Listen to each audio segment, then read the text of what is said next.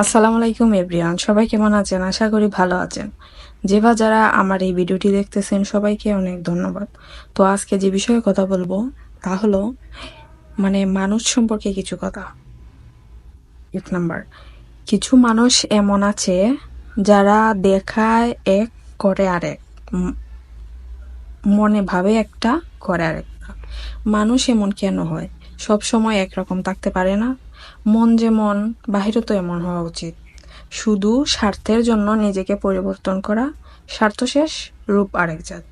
এই প্রকৃতির মানুষ খালি ভাবে কি করে নিজের স্বার্থটা উসল করা যায়। 2 নাম্বার, এমনও কিছু মানুষ আছে যারা শুধু নিজের কথা চিন্তা না কইরা মানুষ এবং আত্মীয় স্বজনকে বিশ্বাস করে, একবার ধোঁকা খায়, আবার বিশ্বাস করে, আবার ধোঁকা খায়। 3 নাম্বার, এমনও কিছু মানুষ আছে যারা নিজের কথা চিন্তা করে আবার মানুষের কথাও চিন্তা করে। আহ, তারা এমনভাবে চলাফেরা করে যাতে করে সবার ভালো হয়। সো বন্ধুরা, আমার এই ভিডিওটি যদি ভালো লাগে তাহলে লাইক, কমেন্ট, শেয়ার করুন।